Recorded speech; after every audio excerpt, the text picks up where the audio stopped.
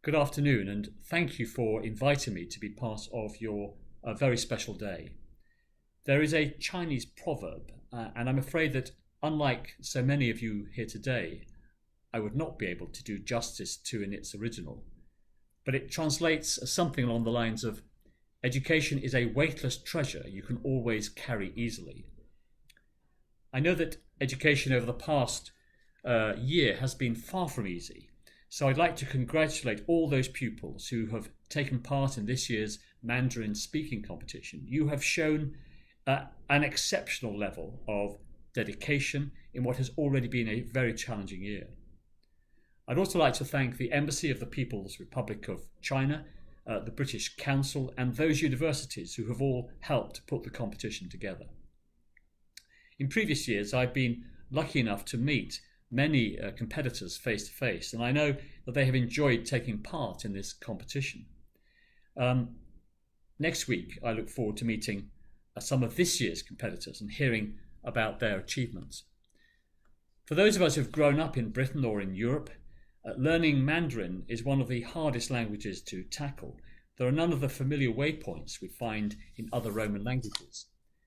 But it's not just learning to speak such a challenging language that makes this a singular achievement.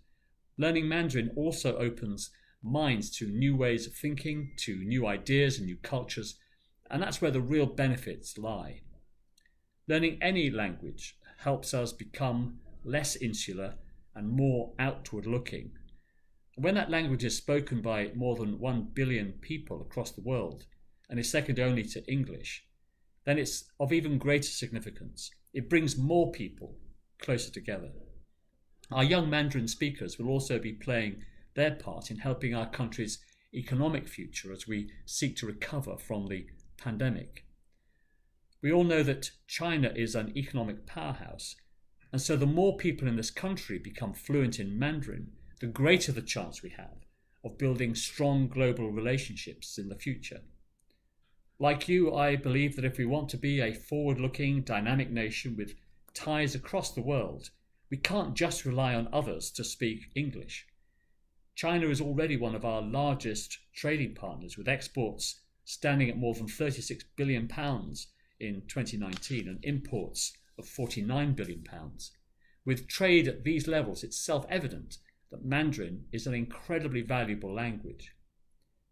Aside from trade, the UK and China have for many years had a shared interest in increasing education collaboration. This interest spans across all areas, but notably in mathematics, technical and vocational education, in languages, of course, and in higher education and research. I know education will continue to play a key role in developing that wider relationship with important economic and diplomatic benefits. And that's why the British government wants to give more young people the opportunity to study the language through our Mandarin Excellence Programme, which I know many of you will have taken part in. Programmes like this can give participants a real advantage when they enter the world of work. Backed by £10 million, the programme has benefited more than 6,500 pupils from years 7 through to year 11 in 73 schools around the country. As most of you will know, pupils on the programme commit to 8 hours languages study a week in order to achieve a high level of fluency monitored by annual assessments. The programme is now in its 5th year, and the first pupils who joined the programme in 2016 are about to be the first cohort to take the Mandarin GCSE, which is an exciting milestone. Some of you will have taken the internationally respected HSK3 tests, which I know are challenging. The difficulty of these tests is in line with the ambitious nature of the programme, and so I was absolutely delighted to see students on average passing with 68% attainment. That's on average.